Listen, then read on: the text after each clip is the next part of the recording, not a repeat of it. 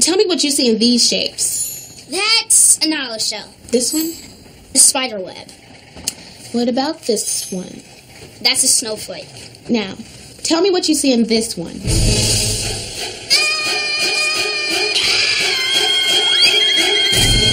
Bill Nye the Science Guy.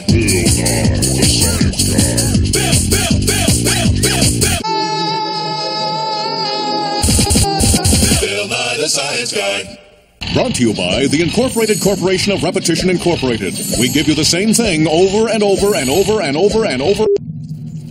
Look at these bees. They're building their honeycomb using the same six-sided shape over and over again. And see their black and yellow stripes?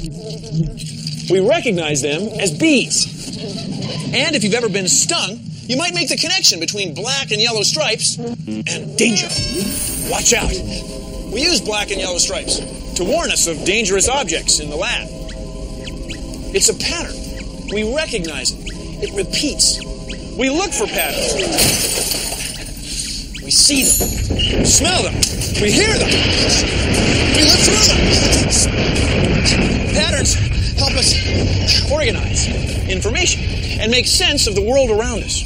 By finding patterns, we can predict the future, duplicate designs, and find our way in places we've never been.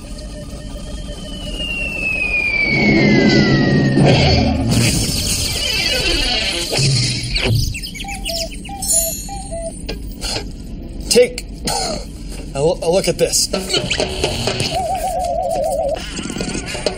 It's our repeating roller pattern maker of science. Here are some patterns. This one represents the sun. These waves represent the ocean. And this moon is the moon. Now, as the roller turns, the patterns move. The moon is over here now, which scoots the sun and the ocean that way. Now the ocean's over here, scooting the moon and the sun. As the roller turns, the pattern repeats. The pattern repeats. The pattern repeats. Repeats. Repeats. Repeats. Repeats. Repeats. Okay. Repeat. Now watch what happens when we run the roller through our great big ink pad of science.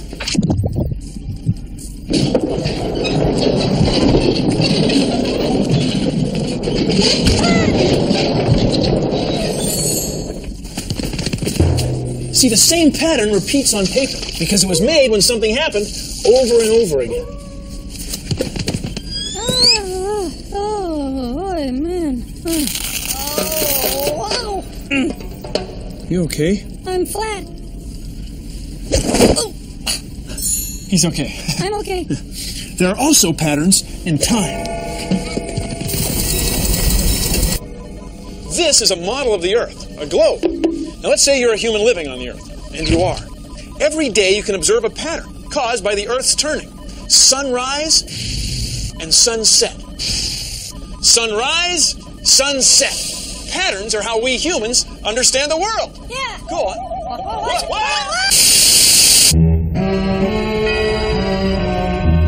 Hey, down here. Oh, do you have the time? No.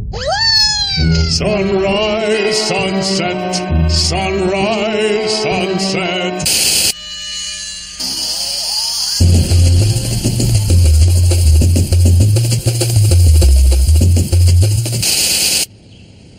Hey, over here. Now back the other way. Now this way. Back. Oh, back. Come up. Look up. Yeah. Here.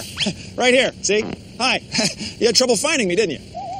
That's because I'm camouflaged. My clothing blends in with the pattern of my surroundings. Camouflage is from an old French word that means disguise. And animals use camouflage to help them survive. For example, zebras have a pattern of stripes that makes it hard for a predator to tell where one zebra starts and another one ends. That way it's hard for a predator to pick out any one animal to attack. And leopards have a pattern of spots on their fur that blends in with the dappled sunlight of the forest or jungle where they live. It makes leopards hard to spot. Hard to spot, get it? Yeah, leopards. got it. Some reptiles have camouflage that helps them sneak up on things they're going to eat.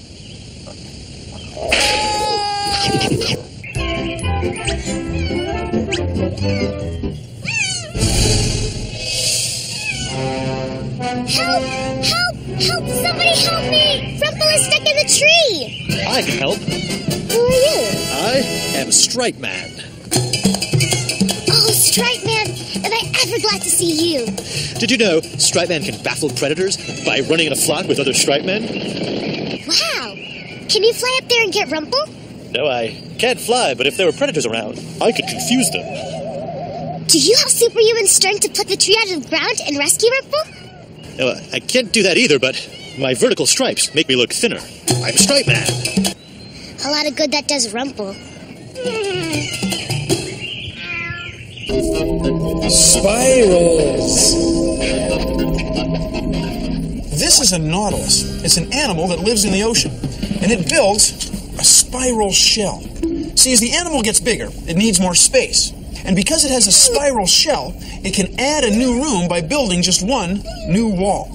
Now, when we go to build a new room on our house, we have to add 3 new walls, not to mention a floor and a ceiling. Not as efficient. Not as efficient. Now, spirals aren't always flat. They can go up, like this. Here's a spiral staircase. It doesn't take up nearly as much space as a long, straight stairway. It still lets us go up and up and up. Deoxyribonucleic acid, DNA, is a molecule that carries a tremendous amount of information. It's twisted into a spiral. That makes it compact. Spirals are efficient patterns.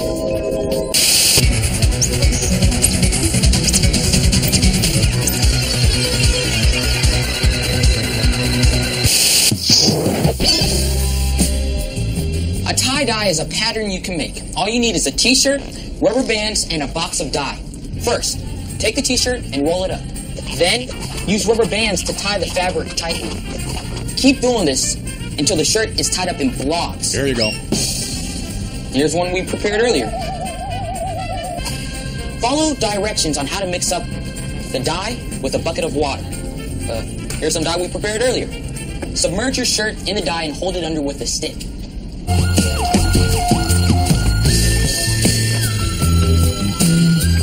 After a few hours, pull out the shirt, rinse it off. Now take off the rubber bands.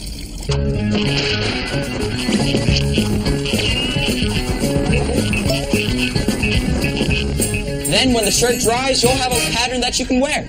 Try it! Dig it. Dug it. Science! We use patterns to communicate. Patterns of gestures. I love you. Patterns of symbols. Peace, dude. Half time! When most of us see letters, we recognize patterns, called words, that convey meaning. People who can't see use patterns of raised dots to represent the same letters, words, sentences, and stories. It's a different way of reading the same pattern. Patterns aren't just things that we see. They can be things that we hear. Patterns of sound. Now, there's a pattern we recognize. A ringing phone. Now we know to answer it. Hello? Oh, hi, Mom. Let me write it down. Say it again. Okay. Milk. Eggs. Bread. I got it. I got it, Mom. Milk, bread, eggs. Yeah. Okay, I'm on my way. Yeah. Come. Yeah. I love you too.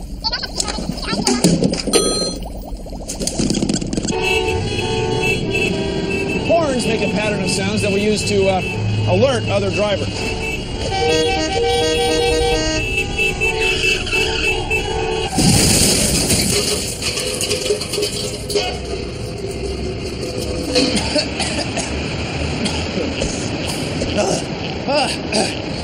Car crashes have distinctive patterns of sound also.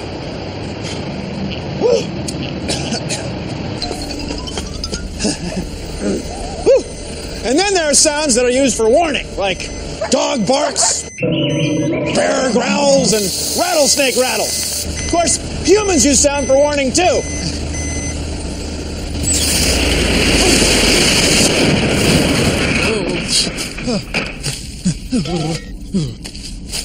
Huh? Wow. Whoa.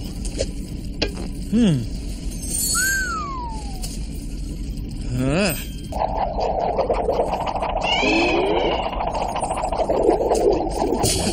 there's music, which is a pattern of sounds we use for fun.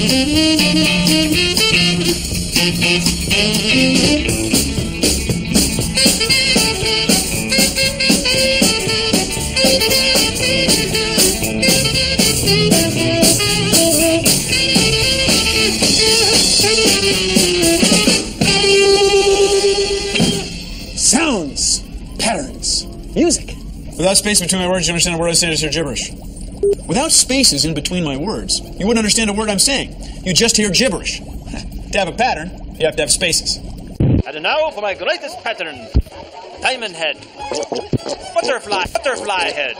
And the crowning achievement, polka dot head.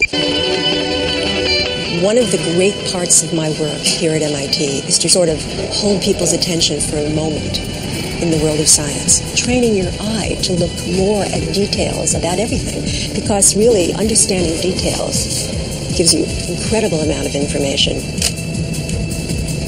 There are patterns all over. There are patterns on a CD disc, on minerals. There are patterns in bubbles, in oil slicks, crystals, some of them made by hand, some of them naturally occurring. And computer chips, the way they put down the information, it's all about patterns. It's pretty amazing if you really start paying attention to the world around you, how many patterns you can see.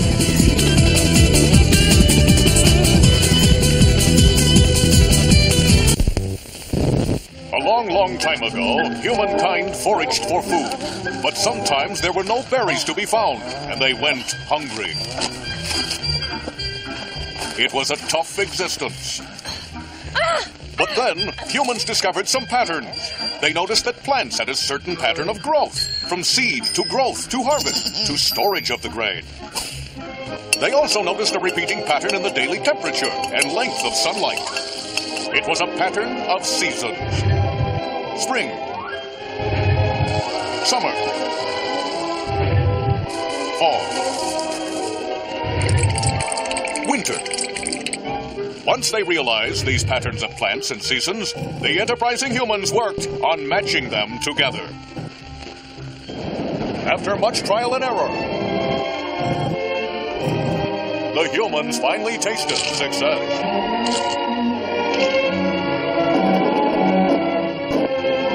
Patterns that changed humankind forever.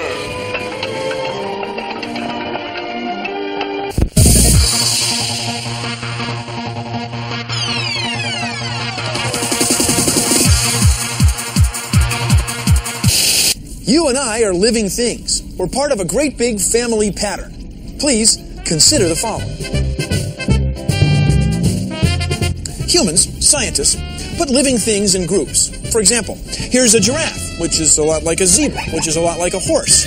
Now you know without looking that these animals have bones. And sure enough, horses have leg bones, rib bones, back bones, and skulls, head bones. So do we. But what do you make of these bones? They're from a dinosaur. Now when you look at them, the bones aren't all that different from ours. They've got leg bones, rib bones, back bones, and head bones. Just like ours. Watch it. They fit the same pattern. But we can't really put these bones with these animals because there are no dinosaurs around. So instead, we put them back in time. See, we know that dinosaurs once lived because we find their fossils all over the place. And they're not the only kind of fossils we find. Oh no, we find insect fossils, reptile fossils, plant fossils, and fish fossils. All kinds of fossils of creatures that once lived in the ocean. There are tiny microscopic fossils of ancient bacteria. Now here's the thing. When we look very closely at the DNA, deoxyribonucleic acid, chemical instructions that are in all of our cells, we find that all of these living things have the same patterns of chemicals. So near as we can tell, all of the living things on Earth came from just one kind of living thing, which lived billions and billions of years ago in the ancient ocean, what we call the primordial soup. So we've been looking for patterns in living things, and we discovered evolution. Evolution. We discovered a pattern in time. Whoa. Well, thank you for joining me on Consider the Following.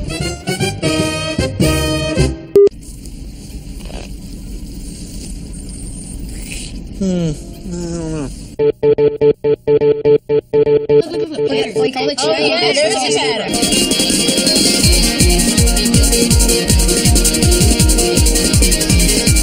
You don't have to be an expert to find patterns in nature. You just have to look a little bit closer at things and not look from so far away. Inside the sunflower, you can see the spirals that it makes, and they get bigger and farther apart as they spread out. For example, if you pick up this seashell, you can see all the different kinds of triangles in it. And whether they are big or small, they all look alike. Spirals on the top form the Fibonacci sequence, which is a sequence of numbers that happens to be found everywhere in nature that was invented by a mathematician named Fibonacci. There's patterns in a lot of things, and broccoli's one of them. Broccoli is a good example of fractals. As you can see, when I break off a piece of broccoli like this, it looks a lot like the big broccoli. Like with the fern, if you look at a fern, it'll have a whole particular shape, like a triangle. And if you take off a smaller part of the fern, it has the same triangular shape. You can go even smaller and break off another small part, and it'll still look the same as the whole fern. And that's called self-similarity, where all the parts of the whole thing look the same as it does itself. Patterns aren't only found in nature. You can make your own, and this is a fractal, and this is mine.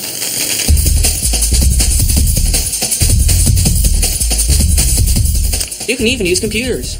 There's just tons of patterns where you wouldn't expect them to be. Daddy, fractals are pretty!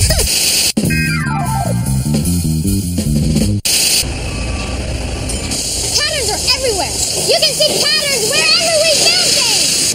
Patterns of triangles to stiffen structures. Patterns of offset bolts to keep the steel stronger. Patterns of welded wire to reinforce concrete. This is rebar. Rebar is a bunch of steel rods arranged in a pattern, and then a bunch of concrete is poured over it. See these grooves in the steel rods? They help grip the concrete and hold it together. It's a pattern! Patterns in construction!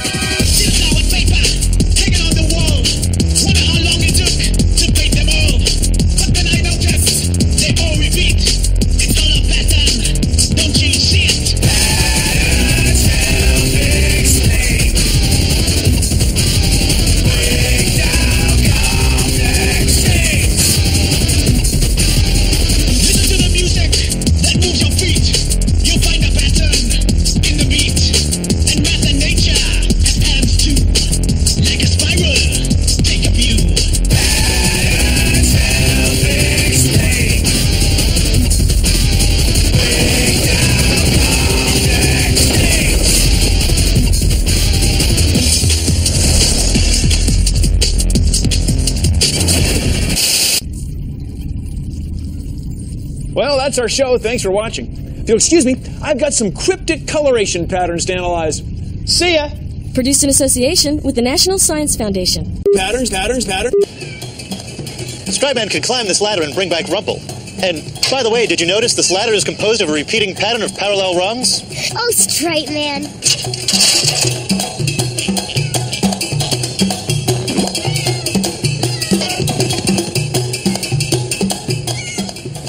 Oh, Stripe Man. By the way, Rumple, nice pattern.